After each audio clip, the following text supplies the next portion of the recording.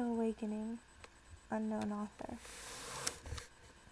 A time comes in your life when you finally get it. When, in the midst of all your fears and insanity, you stop dead in your tracks. And somewhere, the voice inside your head cries out, enough. Enough fighting and crying, or struggling to hold on. And, like a child quieting down after a blind tantrum, your sobs begin to subside. You shudder once or twice. You blink back your tears, and through a mantle of wet lashes, you begin to look at the world through new eyes. This is your awakening. You realize that it's time to stop hoping and waiting for something to change, or for happiness, safety, and security to come galloping over the next horizon. You come to terms with the fact that he is not Prince Charming, and you are not Cinderella, nor are you Superman, and she is Lois Lane. And that begins the real world. There aren't always fairy tale endings, or beginnings for that matter. In that, any guarantee of happily ever after must begin with you, and in the process a sense of sincerity is born of acceptance. You awaken to the fact that you are not perfect, and that not everyone will always love, appreciate, or approve of who or what you are, and that's okay. You learn that people don't always say what they mean, or mean what they say, and that not everyone will always be there for you, and that's not always about you. And you begin to sift through all the crap you've been fed about how you should behave, how you should look, and how much you should weigh, what you should wear and where you should shop, and what you should drive and how and where you should live, and what you should do for a living, who you should sleep with, who you should marry, and what you should expect of a marriage, the importance of having and raising children, or what we owe our parents. You learn that it truly is giving that we receive, and that there is power and glory in creating and contributing. And you stop maneuvering through life merely as a consumer looking for your next fix. You learn that principles such as honesty and integrity are not the outdated ideas of a gone-by era, but the mortar that holds together the foundation upon which you must build a life. You'll learn that you don't know everything, and it's not your job to save the world, and that you can't teach a pig to sing. You learn to distinguish between guilt and responsibility, and the importance of setting boundaries, and learning to say no. You learn that the only cross to bear is the one you choose to carry, and that martyrs get burned at the stake. Then you learn about love, romantic love and family love, how to love, how much to give in love, when to stop giving, and when to walk away. You learn not to project your needs or your feelings into a relationship.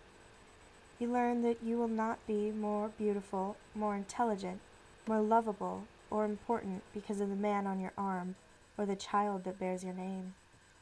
You learn to look at relationships as they really are, and not as you would have them be. You stop trying to control people, situations, and outcomes. You learn that just as people grow and change, so it is with love. And you learn that you don't have the right to demand love on your terms just to make you happy. And you learn that alone does not mean lonely. And you look in the mirror and come to terms with the fact that you will never be a size 5 or a perfect 10. And you stop trying to compete with the image inside your head and agonizing over how you stack up. You come to the realization that you deserve to be treated with love, kindness, sensitivity, and respect, and you won't settle for less. And you allow only the hands of a lover who cherishes you to glorify you with his touch, and in the process you internalize the meaning of self-respect. And you learn that your body really is your temple, and you begin to care for it and treat it with respect. You begin eating a balanced diet, drinking more water, and taking more time to exercise.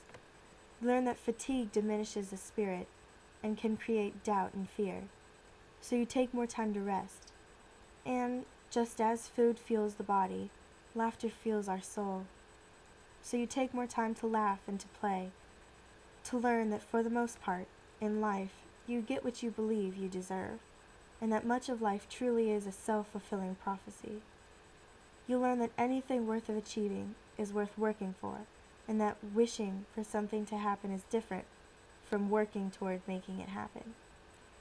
More importantly, you learn that in order to achieve success, you need direction, discipline, and perseverance. You also learn that no one can do it all alone, and that it's okay to risk asking for help. You also learn that no one can do it all alone, and that it's okay to risk asking for help. You learn to fight for your life and not to squander it living under a cloud of impending doom. You learn that life isn't always fair, and you don't always get what you think you deserve, and that sometimes bad things happen to unsuspecting good people. On these occasions, you learn not to personalize things. You learn that God isn't punishing you or failing to answer your prayers. It's just life happening, and you learn to deal with evil in its most primal state, the ego. You learn that negative feelings such as anger, envy, and resentment must be understood and redirected, or they will suffocate the life out of you and poison the universe that surrounds you. You learn to admit when you are wrong and to building bridges instead of walls. You learn to be thankful and to take comfort in many of the simple things we take for granted, things that millions of people upon the earth can only dream about. A full refrigerator, clean running water, a soft warm bed, a long hot shower. Slowly, you begin to take responsibility for yourself, by yourself, and to make yourself a promise to never betray yourself, and to never, ever settle for less than your heart's desire. And you can hang a wind chime outside your window, so you can listen to the wind. And you make it a point to keep smiling, to keep trusting, and to stay open to every wonderful possibility. Finally, with courage in your heart, and with God by your side, take a stand. You take a deep breath, and you begin to design the life that you want to live as best as you can. This is your awakening.